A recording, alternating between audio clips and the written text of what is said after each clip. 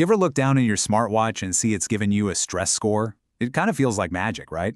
Like this little gadget on your wrist has a direct line into your brain.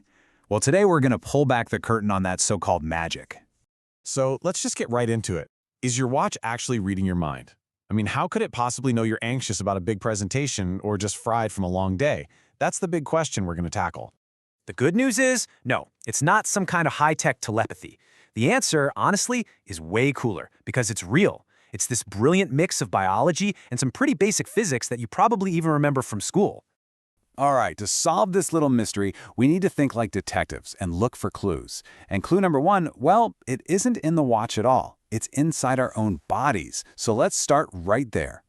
Okay, so when you feel stressed, your body's ancient survival system, the whole fight or flight response, it kicks into high gear. Your heart beats faster, your breathing quickens, and this is super important for our investigation, you start to sweat.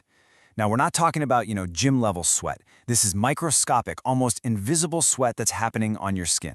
So, why does this tiny amount of sweat even matter? Well, it all comes down to one thing: salt. That sweat contains salt. And if you remember anything from science class, you'll know that salty water is a fantastic conductor of electricity. And that little fact is the absolute key to how your watch spies on your stress levels. Okay, so that brings us to clue number 2. This is where the clever tech inside the watch meets your body's biology. It's time to talk about the physics of perspiration.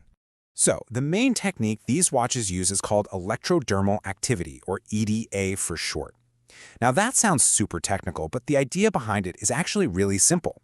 Your watch sends a tiny, and I mean tiny, and totally harmless electrical current across the surface of your skin. Then it just measures how easily that current is able to pass through. Here's an easy way to think about it.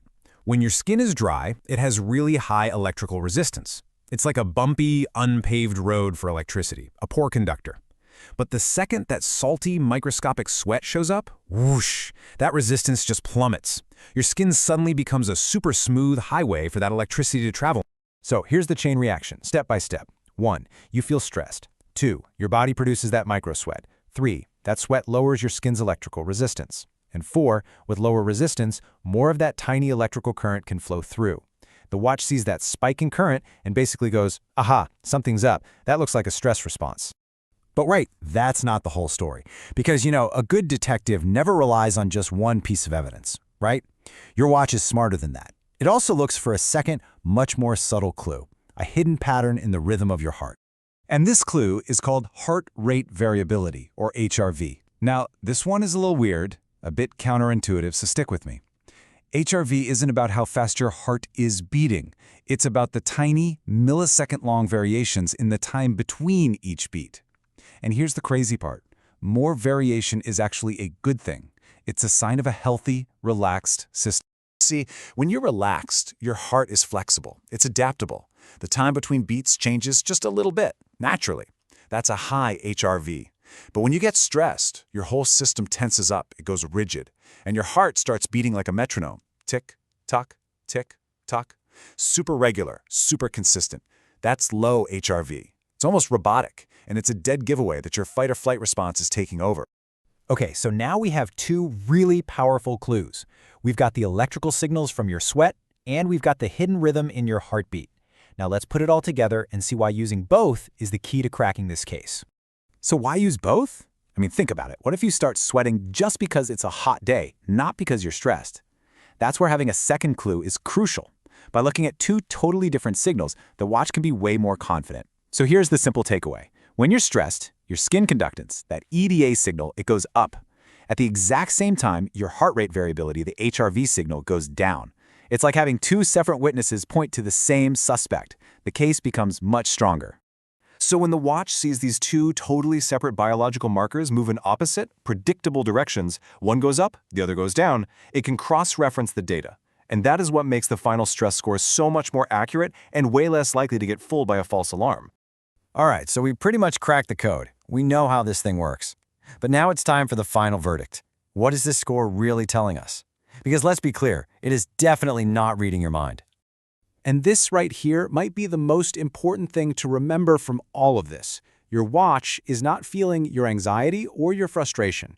It's measuring the physical results of those emotions on your body. The score it gives you is just a really sophisticated estimate, a good guess, based on that physical data. It is absolutely 100% not a medical diagnosis. Okay, so let's do one final super quick summary. Think of this as the cheat sheet version. Stress makes you sweat, which lowers your skin's resistance. That allows more electric current to flow, and that's your EDA. At the same time, stress makes your heartbeat more rigid, which lowers your HRV. The watch puts EDA and HRV together, and boom, that's your stress score. Simple when you break it down, right? You know, there's a great way to put all of this into perspective, which is this. A smartwatch isn't reading your mind. It's simply applying Class 11 physics concepts to your body's signals. I love that because it reminds us that all this futuristic-seeming tech is really built on fundamental science that many of us learned back in school.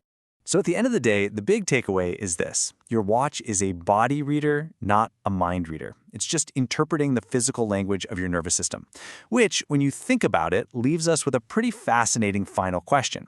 What other invisible signals is your body sending out right this very second?